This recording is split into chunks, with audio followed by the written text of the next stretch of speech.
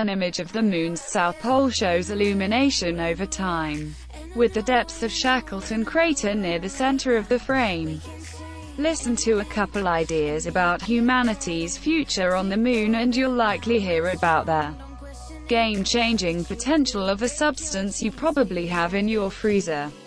Water ice. Would-be explorers have high hopes they can harvest ice hidden below the moon's surface, both for astronauts to drink and to make rocket fuels to make round trips cheaper. But the image of robots tearing up the lunar surface and processing frozen water out from other compounds skips a step in considering resources on the moon. Ice will never be the first resource humans use on the moon, experts emphasized at a recent scientific conference. Instead, it will be sunlight.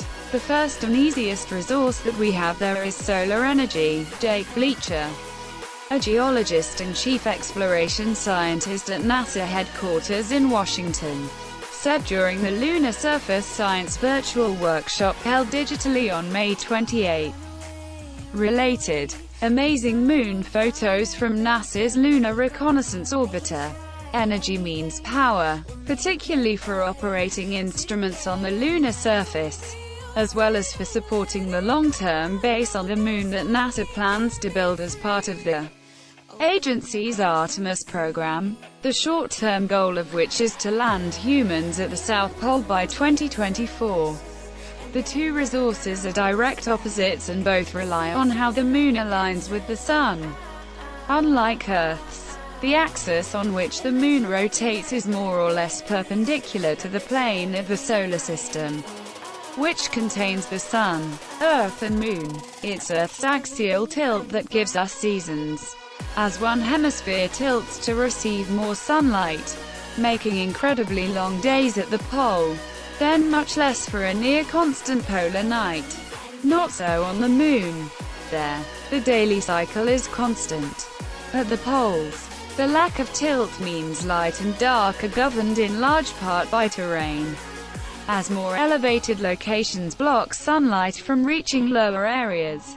On the dark side of this divide are permanently shadowed regions, many in the craters that scar the moon's surface, where temperatures are always cold enough that water ice remains frozen. On the light side of the divide are locations sometimes nicknamed the peaks of eternal light. And it's here that the first lunar resource harvesters would go. Exploration experts say the polar location, which was specified by their Artemis program mandate from the National Space Council, is enabling because of the existence of the locations of near-permanent sunlight. Sam Lawrence, a planetary scientist at NASA's Johnson Space Center in Houston, said during his own presentation on the same day, "It is the illumination that's a resource. Nevertheless, it's the potential for water ice that prompts the most discussion during these meetings and stars in NASA's written visions for how lunar exploration will become sustainable under the Artemis program. We heard a lot about the polar volatiles story and, to be sure, it's a good one," Lawrence said. "But it's the illumination that is the resource we're actually going after with the Artemis missions." If you like this video, please hit like and subscribe to Tom Snout.